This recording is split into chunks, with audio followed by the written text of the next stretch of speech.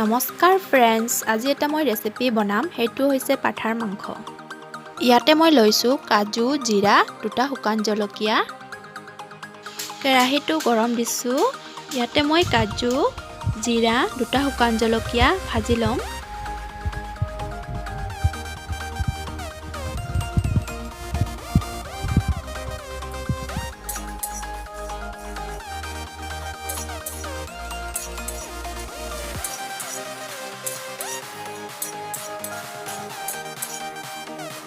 এতিয়া মোৰ কাজু জিৰাখিনি ভাজা হৈ গ'ল। এইখিনি এতিয়া মই মিক্সাৰত মিক্স কৰি ল'ম। ইয়াতে মই 250 গ্ৰাম পাঠাৰ মাংস লৈছোঁ। কাজু জিৰাখিনি মই ইয়াতে মিক্স কৰি থৈছোঁ। এইখিনি এতিয়া মই মাংসত দিম।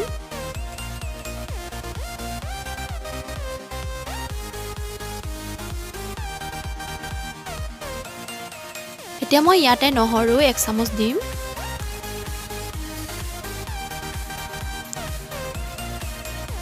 আদা 1 চামুচ,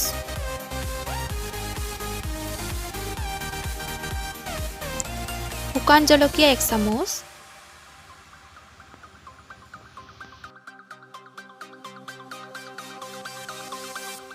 আৰু 2 চামুচ তেল দিছোঁ।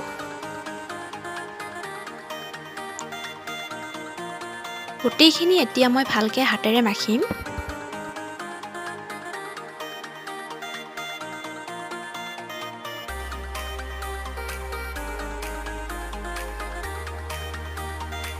এতিয়া আমাৰ পাঠাৰ মাংসখিনি ৰেডি হৈ গ'ল। এইখিনি ৰান্ধিবৰ বাবে প্ৰস্তুত হৈছে। ব'লক এতিয়া আমি ৰান্ধো। ইয়াতে মই 2টা পিঁয়াজ লৈছোঁ, এটা বিলাহী লৈছোঁ। ইয়াতে মই 2 চামুচ তেল দিছোঁ। দালচেনি এটা দিছোঁ, 2টা লং আৰু এটা এলাচি, 2টা শুকান জলকীয়া।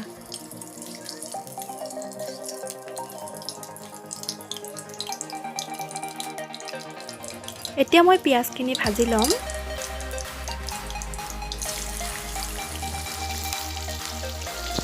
পিঁয়াজখিনি মজিবৰ বাবে ইয়াতে মই অলপমান নিমখ দিম।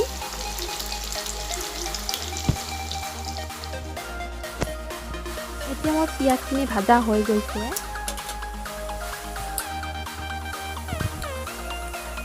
এতিয়া মই মাংসখিনি দিলোঁ।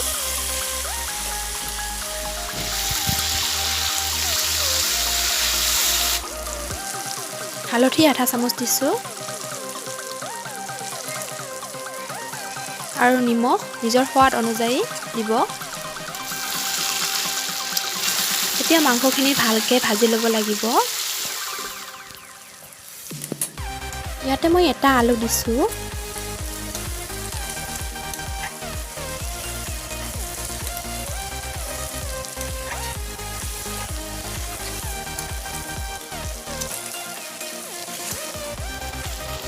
এতিয়া মই এটা বিলাহী দিছোঁ। এইখিনি আৰু ভাজি থাকিব লাগিব।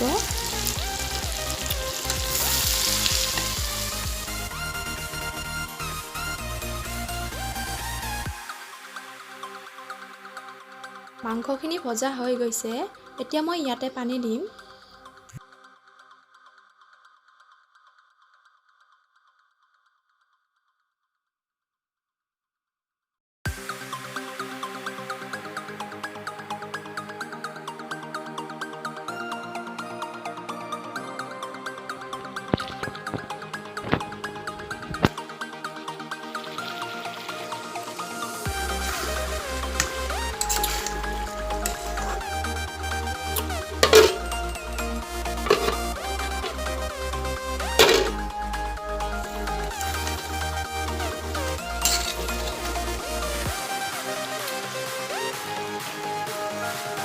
এতিয়া মই ইয়াতে মছলাখিনি দিম। গৰম মছলা 1 চামুচ আৰু মিট মছলা 1 চামুচ। এতিয়া মাংসখিনি সিদ্ধ হ'বৰ বাবে মই ইয়াতে পানী দিম।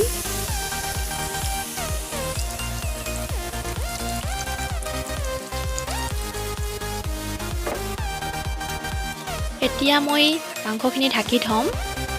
যাতে ভালকৈ সিদ্ধ হয়। এতিয়া মই ঢাকনিটো উঠাই চাইছোঁ, মাংসটো হৈ গৈছে।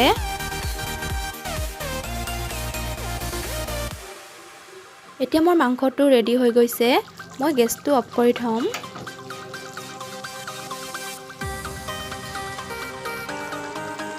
এনেকৈ আপোনালোকে ৰান্ধি খাবচোন, তাৰপিছত কেনেকুৱা হয় মোক কমেণ্ট কৰি জনাব। আৰু যদি মোৰ চেনেলটো ছাবস্ক্ৰাইব কৰা নাই তেনেহ'লে এতিয়াই লাইক আৰু ছাবস্ক্ৰাইব কৰি দিয়ক আৰু লগতে ঘণ্টাটো টিপি দিয়ক। এতিয়া মই আহিছোঁ, বাই বাই, থেংক ইউ।